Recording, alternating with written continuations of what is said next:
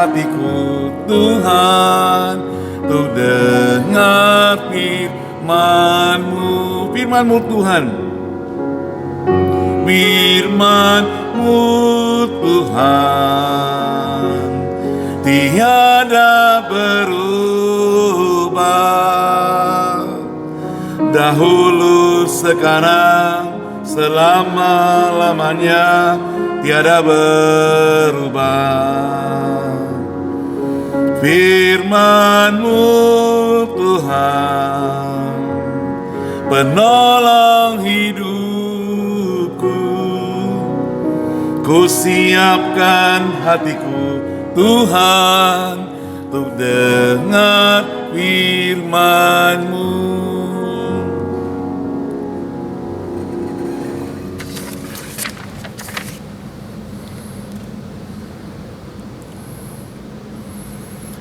Tadi dalam puji-pujian kasih setiamu, refnya itu berbunyi demikian.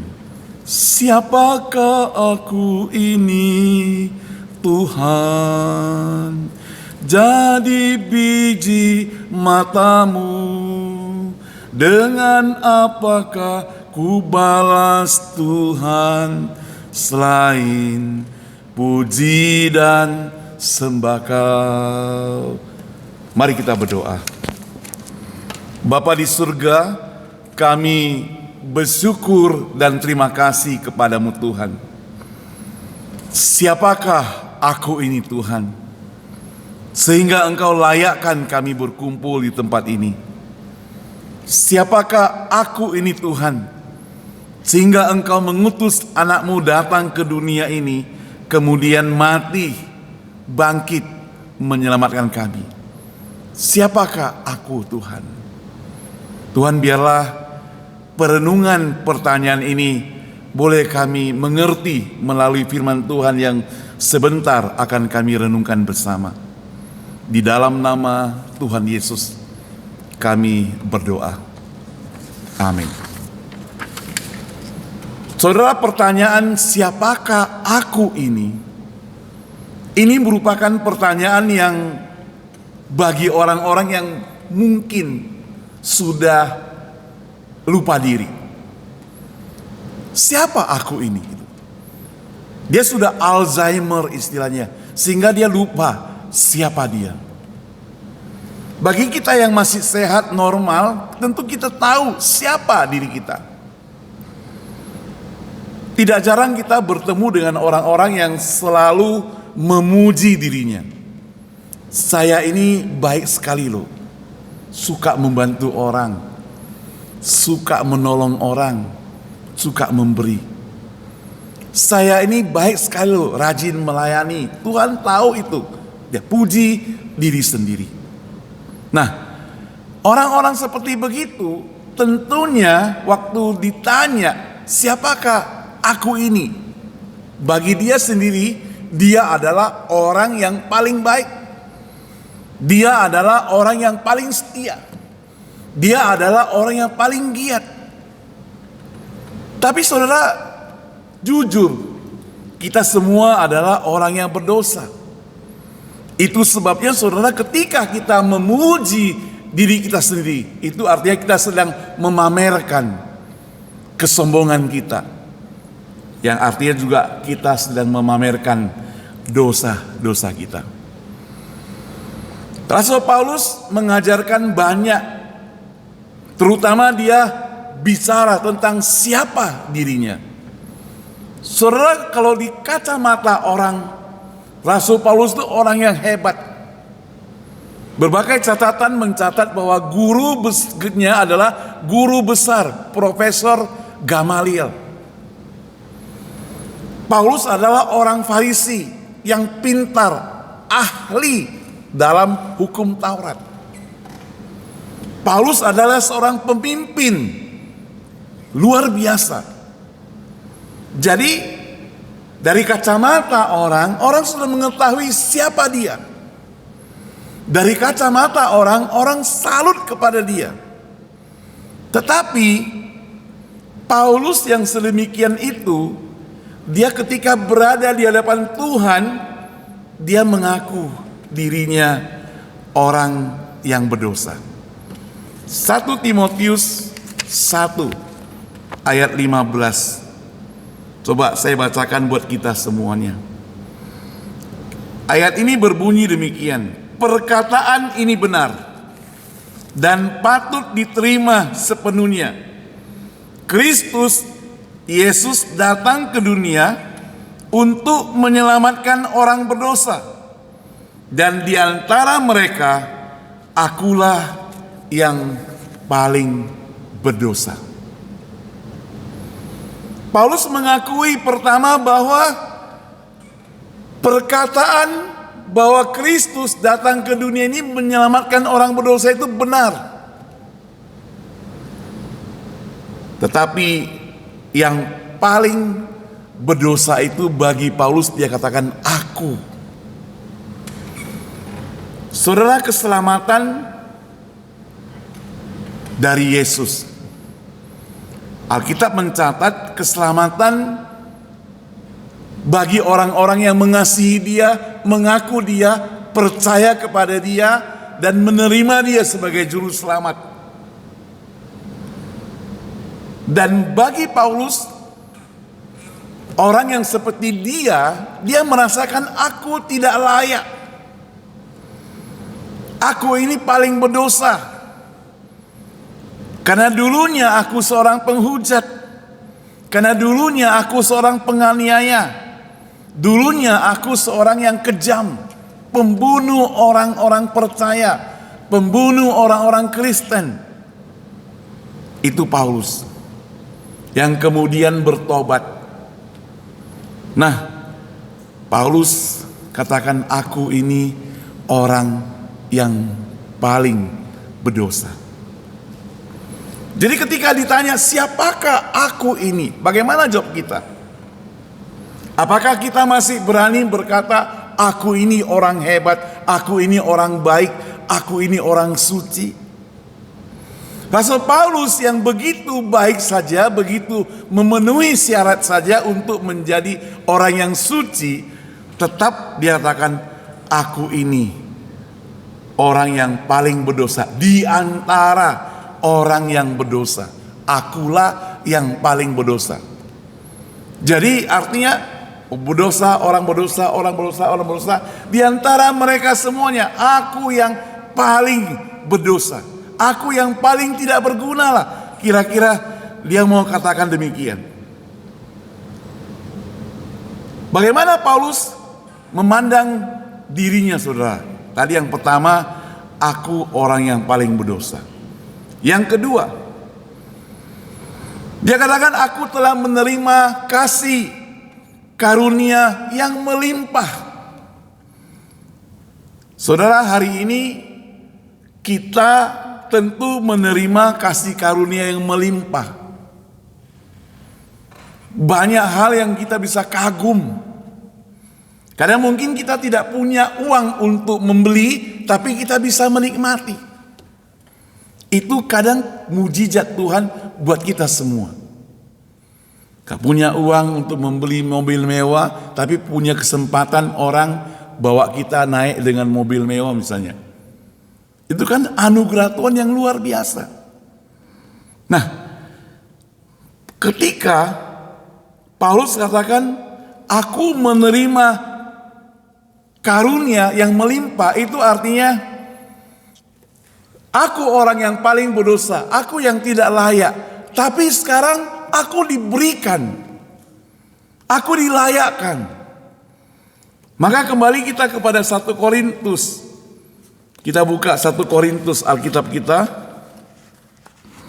1 Korintus pasal 15 ayat 9 dan ayat yang ke-10. 1 Korintus pasal 15 ayat 9 dan 10. Saya bacakan buat kita sekalian. Karena aku adalah yang paling hina dari semua rasul, sebab aku telah menganiaya jemaat Allah. Tetapi kasih karunia Allah, aku adalah sebagaimana aku ada sekarang, dan kasih karunia yang dianugerahkannya kepadaku tidak sia-sia. Sebaliknya, aku telah bekerja lebih keras daripada mereka semua. Tapi bukannya aku, melainkan kasih karunia Allah yang menyertai aku. Jadi Paulus katakan bahwa karena aku adalah yang paling hina. Kalau tadi di antara semua orang berdosa, dia paling berdosa. Di antara para rasul, dia yang paling hina. Jadi Paulus ingin katakan, aku ini loh tidak ada apa-apanya. Aku orang yang paling hina. Saudara, ada banyak orang yang sudah miskin tidak mengaku miskin. Ya. Sudah gak punya uang, masih belum mengaku tidak punya uang misalnya. Masih bisa pamerkan. Ya. Padahal gak tahu dari mana dapat kekayaannya itu. Nanti tiba-tiba muncul di majalah, koran besar-besar, orang ini terlibat korupsi. Orang ini terlibat makan uang rakyat dan sebagainya. Jadi dunia penuh dengan kebohongan. Saya baca sebuah artikel dikatakan di China orang-orang muda generasi sekarang ini mereka suka lakukan hal yang bohong-bohongan. Karena orang tua mereka suka marah-marah, cepat cari kerjaan, kalian susah dapat pekerjaan, cepat cari pekerjaan, di rumah terus malas dan sebagainya. Mereka urunan, pergi sewa kantor, lalu pura-pura jadi direktur, pura-pura jadi bos, pura-pura jadi pengusaha. Jadi kantor pura-pura punya jabatan, tiap pagi berangkat ke kantor itu mereka sewa sendiri, urunan sewa kantor. Jadi semua jabatan pura-pura, perusahaannya juga pura-pura kumpul di situ. Seakan-akan mereka pergi ke kantor. Itu terjadi. Jadi kepura-puraan yang seperti demikian. Nah, tentu orang yang seperti itu dia tidak bisa dikatakan saya ini paling, dia tidak berani katakan saya ini paling hina. Dia pasti tidak mau katakan saya paling bodoh. Dia mau katakan jangan sekali-kali katakan aku bodoh. Jangan sekali-sekali katakan aku miskin. Aku ini punya kantor, aku ini bos, tapi semuanya pura-pura. Paulus tidak seperti orang demikian, saudara. Paulus benar-benar mengakui aku ini dulu kejam. Aku ini dulu suka mengkhianat. Dulu suka membunuh dan sebagainya. Dan Paulus ingin katakan, kalau hari ini aku bisa diubah statusnya seperti ini, sekali lagi bukan karena saya baik, bukan karena usahaku, bukan karena aku pandai, bukan karena aku lebih giat, bukan karena aku pernah menolong orang, bukan karena aku pernah mengasihi, bukan karena aku pernah membantu, bukan karena aku, tapi semuanya adalah kasih karunia Tuhan. Paulus ingin katakan meskipun aku hina, tapi kasih karunia Allah cukup untuk menyelamatkan aku di dunia ini. Jadi saudara, dengan berdasarkan apa yang diajarkan oleh Rasul Paulus, kita coba terapkan dalam hidup saya dan hidup saudara. Sebelum kita percaya kepada Tuhan, kita tidak ada apa-apanya. Kita nol besar. Orang yang tidak percaya pada Tuhan itu adalah nol, ya.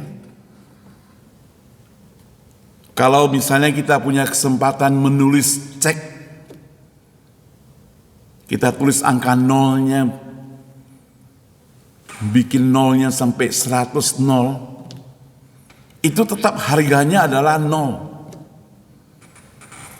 Supaya dia punya berharga, harus ada angka 1 di depan. Waktu kita belum ada Kristus dalam hidup kita, kita angka 0. Baik pun kita 0. Tidak pernah mencuri pun kita 0. Kita sering menolong orang pun kita tetap 0. Kenapa? Karena tidak ada Kristus dalam hidup kita. Sampai kepada kita punya Kristus, maka ada 1 depan. Kita berharga. Diangkat status kita menjadi berharga. Saudara, Paulus sebelum ada Kristus dalam hidupnya, walaupun gurunya adalah profesor, walaupun dia ahli Taurat dan sebagainya, tetap dia 0. Sampai dia bertobat, menyelami seperti itu, buta sampai 3 hari, baru dia diubahkan. Statusnya diubah menjadi seorang rasul Tuhan. Saudara, siapakah aku ini? Aku adalah orang berdosa yang dipulihkan oleh kasih karunia dari Kristus Yesus. Demikian juga dengan kita, saudara. Waktu kita bertanya, siapakah aku ini? Aku adalah orang berdosa yang dipulihkan oleh kasih karunia dari Kristus. Saudara, Paulus ingin katakan, akulah ini contoh bagi mereka yang akan percaya. Di dalam 1 Timotius 1 ayat 16, saya bacakan untuk kita semua. Tadi ayat 15, sekarang ayat 16. 1 Timotius 1:16. Tapi justru karena itu aku dikasihani, supaya dalam diriku sebagai orang yang paling berdosa, Yesus Kristus menunjukkan seluruh kesabarannya. Dengan demikian aku menjadi contoh bagi mereka yang kemudian percaya kepadanya dan mendapat hidup yang kekal. Jadi Paulus telah menjadi patron, menjadi contoh bahwa dulu dia orang berdosa, sekarang sudah bertobat, diubah.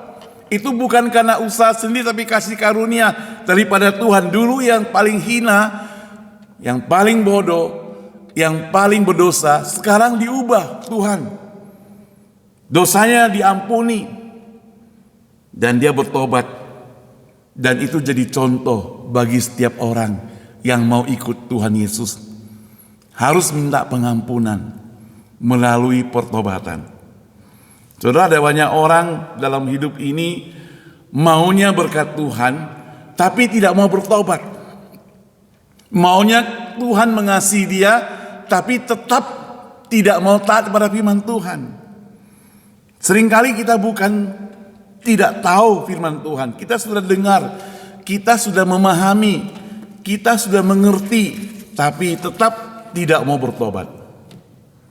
Saya pernah besuk bapak-bapak yang sudah lanjut usia di rumah sakit. Kita bacakan firman Tuhan, dia katakan, saya sudah tahu. Waktu muda saya sudah baca. Waktu muda saya pernah baca 1 kali, 2 kali Alkitab. Saya sudah pelajari banyak. Tapi kita katakan, benar, engkau sudah pelajari. Tidak cukup. Engkau sudah mengerti. Tidak cukup. Engkau sudah menghafal. Tidak cukup. Yang paling penting adalah engkau mesti menerima dia sebagai Tuhan, juru selamat pribadi hidupmu. Saudara, siapakah aku ini? Adalah satu bukti bahwa tidak ada orang yang terlalu jauh untuk diselamatkan. Orang yang berdosa harus diselamatkan kalau dia bertobat. Karena memang tujuan Yesus datang ke dunia ini diutus mencari orang-orang yang seperti itu. Jadi ketika kita berhadapan dengan satu pertanyaan, siapakah aku ini? Aku orang yang berdosa dulu jauh daripada Allah. Aku orang berdosa yang telah diampuni dan diberi hidup yang baru karena kasih karunia. Aku orang berdosa yang sekarang harus menjadi saksi dan alatnya bagi seluruh dunia. Itu aku. Kalau kita mengakui sadar siapakah aku, itu berarti kita juga mengakui bahwa Yesus yang kita sembah itu ada di mana-mana. Pada waktu itu, kalau kita kerja di kantor, kita mesti hati-hati sudah. Karena Yesus, Tuhan kita hadir di kantor itu. Dia melihat apa yang kita lakukan. Kalau kita telah diampuni, waktu kita kerja di kantor, waktu berhadapan dengan orang lain, apapun yang kita terima, itu ada rasa ucapan syukur karena ini kasih karunia. Dan kita perlu tahu dimanapun kita berada, karena kita orang yang sudah diselamatkan, maka aku mesti menunjukkan sebagai orang yang menjadi saksi, menjadi alat baginya. Saksi itu penting, saudara. Saksi itu artinya dia melihat. Saksi itu artinya dia pernah merasakan. Dan orang yang mau jadi saksi, dia harus dipercayai. Tidak boleh berbohong. Dia harus tulus. Tidak boleh simpan unek-unek karena dia mau jadi saksi. Ketika kita mau jadi saksi, maka waktu kita hidup bersama-sama dengan orang-orang di luar sana, kita mesti jadi contoh. Itu syarat utamanya. Bagaimana kalau kita tidak jadi contoh bisa membawa mereka percaya kepada Tuhan? Saudara, pengakuan siapakah aku ini rupanya sudah pernah dibeberkan dalam Perjanjian Lama. Menurut Perjanjian Lama, manusia itu memiliki posisi yang sangat istimewa dalam penciptaan dan perhatian Allah. Yang pertama dikatakan Allah sangat memperhatikan manusia. Dalam Mazmur pasal 8 ya, ayat 4 sampai 5 ada satu pertanyaan, apakah manusia sehingga engkau mengingatnya? Apakah anak manusia sehingga engkau mengindahkannya? Namun aku telah membuatnya hampir sama seperti Allah dan telah memakotainya dengan kemuliaan dan hormat. Nah, ayat ini menegaskan bahwa betapa berharganya manusia di hadapan Allah, bahwa Allah pun tidak melupakan manusia. Kalau kita pernah naik pesawat, dari pesawat kita lihat ke bawah, walaupun kita badannya besar, tidak bisa melihatnya kan. Apalagi naik lagi tinggi, sudah seperti tidak ada apa-apanya, seperti debu tanah. Tapi Allah melihat kita. Allah melihat kita satu persatu. Dia tidak melupakan kita. Bahkan dia ciptakan kita itu dikatakan manusia hampir sama dengan Allah. Diberikan mahkota khusus, diberikan kemuliaan khusus yang hampir sama dengan Allah. Satu penghargaan yang sangat tinggi. Maka berdasarkan itu saudara, bagi setiap orang percaya, tidak untuk sombong, tapi dia mesti menghargai diri sendiri. Jadi saudara yang dikasih Tuhan, kita sebagai anak Tuhan, kita mesti menghargai diri kita sendiri. Tampil di depan dengan baju yang bagus, penampilan yang bagus, itu bukan berarti kita pamer, tidak. Artinya kita menghargai diri sendiri. Tapi Allah tentu tidak mengajarkan kita sesuai dengan firman Tuhan supaya kita ubah-ubah. Hari ini kan beda. Tuhan sudah menciptakan yang terbaik buat diri kita, diubah-ubah. Alis yang bagus-bagus di sini gitu, dikrok kasih habis, lalu tulis sendiri, saudara ya. Jadi dia menghargai karya Allah. Dia mau karya sendiri, ya. Padahal karya sendiri kalau keringatan dia mereng-mereng, saudara. Ya. Saya pernah lihat orang yang keringatan ke pesta, alisnya itu turun-turun, hitam-hitam, ya. Matanya seperti orang yang tinju gitu, ya. Ya, sini gak ada, ya. Sini asli kan, ya. Nah, jadi dia tidak menghargai ciptaan apalagi alam ciptaan itu yang terbaik. Hidung baik-baik itu dimancungkan katanya gitu. Ya. Lalu ada lagi zaman sekarang hidung itu dilobangin. Kita aja kalau saya pikir ya, saya ada setitik nasi di sini kita sudah rasa risih gelisah. Dia lobangin gitu, taruh lagi apa gitu ya. Nanti mulut juga dilobangin. Saya bayangkan dia waktu makan gak kegigit gitu ya, bibirnya gitu ya. Nah saudara yang saya kasih Tuhan, Allah memperhatikan kita, makanya Allah menghargai kita. Dia sudah menciptakan kita hampir sama dengan Dia, itu berarti sudah yang paling baik. Kenapa yang paling baik itu kita tidak menghargainya? Siapakah aku ini? Beranikah kita menentang Allah? Allah memperhatikan kita. Dalam perjanjian lama juga tadi kita nyanyikan, manusia itu seperti biji mata Allah. Ungkapan biji mata atau dikatakan apple of the eyes muncul dalam beberapa ayat seperti Mazmur 17 ayat 8, Ulangan 32:10, Zakaria 2:8.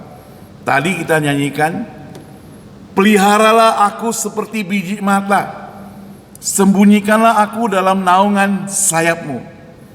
Saudara, kita sangat memperhatikan biji mata. Ketika ada debu, kita merasa tidak enak rasanya, risih kita. Kita jaga dengan baik-baik mata kita. Kita bersihkan, kita mau kotor. Kita maunya bisa memandang dengan baik, saudara.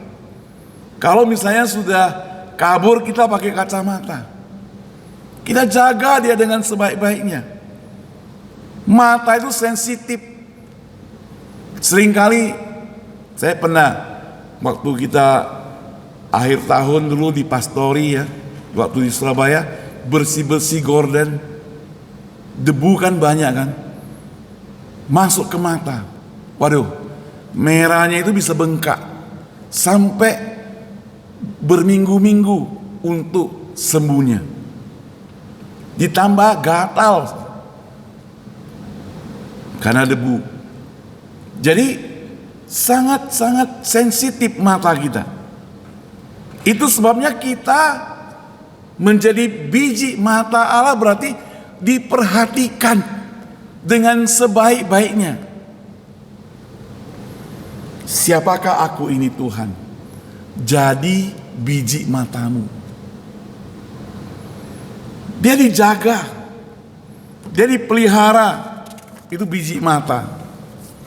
Dari pandangan orang Ibrani dikatakan biji mata adalah bagian yang paling berharga. Dan kita juga dilindungi oleh tubuh. Dari tubuh kita perlu lindungi. Kalau mata sebagai petunjuk arah, kita mau kemana mesti ada mata.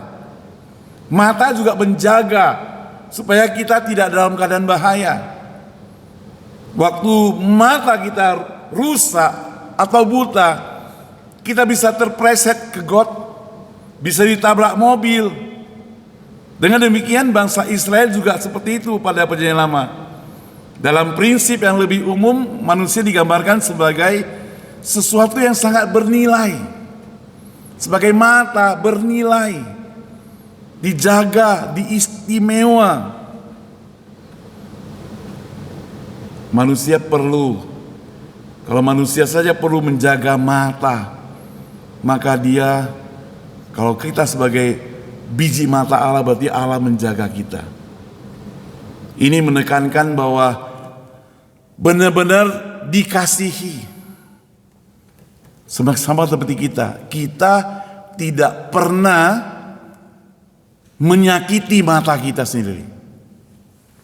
Kalau sakit kita elus, kalau masuk debu kita bersihkan, kalau merah kita obati. Lalu dikatakan lagi dalam Perjanjian Lama, manusia diciptakan hampir sama dengan Allah. Kejadian 1, 26, 27 berfirmanlah Allah, baiklah kita menjadikan manusia menurut gambar dan rupa kita. Tadi Mazmur 8 ayat 5 kembali menegaskan bahwa namun engkau telah dibuatnya hampir sama seperti Allah dan telah memahkotanya dengan kemuliaan dan hormat. Jadi manusia diciptakan menurut gambar dan rupa Allah. Itu berarti manusia itu memiliki martabat, akal budi, moral, tanggung jawab yang berbeda dari makhluk lain. Nah, dengan demikian maka waktu kita hidup di dunia ini, kita perlu menjaga harkat dan martabat diri kita. Sebagai orang percaya, kita jaga perbuatan kita, jaga mulut kita, jaga langkah kita, jaga pergaulan kita, jaga langkah kita, tingkah laku kita, jaga karakter kita. Semuanya ini tugas kita, baik yang masih muda maupun yang sudah lanjut usia. Jaga. Tingkah laku kita perlu dijaga. Dengan demikian manusia ditugaskan untuk mencerminkan kemuliaan Allah di dunia ini sebagai bayang-bayang. Jadi orang melihat kita, berbicara kepada kita seperti dia merasakan kehadiran Allah. Kalau kata-kata kita selalu keluarkan kata-kata yang jorok, kata-kata yang kotor, kata-kata yang menyakiti, orang bertemu dengan kita seperti kehadiran iblis, saudara, ngeri. Tapi kalau kata-kata kita menyamankan, kata-kata kita menyenangkan, kata-kata kita menghibur, orang bertemu, dia merasa damai, dia merasa tenang, dia merasa dikuatkan. Saudara, kalau kita tidak punya kata-kata seperti firman Tuhan, pakailah firman Tuhan. Saya mau tutup dengan ringkasan yang kita bisa pelajari hari ini. Yang pertama, manusia itu berharga di mata Allah. Yang kedua, manusia yang berharga di mata Allah itu dia mesti hidup dan bertanggung jawab kepada Allah. Dan manusia yang menghargai dan bertanggung jawab kepada Allah itu, Allah pasti akan melindungi dia. Kalau sudah ada kepastian seperti itu, mari kita tidak lagi nyelonong ke kanan ataupun nyelonong ke kiri. Tetap setia kepadanya, tetap memelihara ciptaannya, tetap memelihara diri kita. Memelihara diri kita itu berarti memelihara dari seluruh karakter, perbuatan, dari seluruh hidup kita. Kita pelihara agar apapun yang kita lakukan, baik melalui mata, mulut, telinga, tangan, kaki, maupun langkah kita, semuanya harus berkenan kepada Allah. Siapakah aku ini? Aku orang yang berdosa. Siapakah aku ini? Aku orang yang hina. Siapakah aku ini? Aku adalah orang berdosa. Aku adalah orang yang hina. Aku orang yang tidak ada apa-apanya. Tapi Yesus datang, mati untuk kita. Aku dibangkitkan kembali. Sekarang siapakah aku ini? Aku adalah orang yang sudah menerima kasih karunia pada Tuhan. Aku adalah orang yang sudah diselamatkan oleh Tuhan. Lalu siapakah aku ini? Aku adalah orang yang sudah memperoleh kasih karunia dan diselamatkan oleh Tuhan. Dan aku mesti membawa orang juga supaya mereka mendapatkan keselamatan itu. Mari kita berdoa. Bapa kami yang di surga, Tuhan Yesus, kami berterima kasih kepadamu. Karena Engkau bukan memperhatikan kami di luar saja, tapi sampai diri kami terdalam. Bukan ketika kami masih bayi, tapi sebelum kami dilahirkan, Engkau telah memperhatikan kami. Engkau bukan memperhatikan kami dengan apa yang terlihat, tapi yang kami tidak terlihat, belum terpikirkan pun Engkau memperhatikan kami. Siapakah aku ini? Engkau begitu peduli kepada kami, Tuhan. Kami orang yang berdosa, kami orang yang hina. Kami hanya mau bersyukur kepadamu, Tuhan. Kami mau berterima kasih kepadamu, Tuhan. Dan kami mau sekali lagi memuliakan namamu. Ampuni kami kalau selama ini kami melawan Engkau. Kalau selama ini hidup kami bertentangan dengan Engkau. Kalau selama ini kami tidak sungguh-sungguh menyembah Engkau. Di dalam nama Tuhan Yesus Kristus kami semua sudah berdoa. Amin.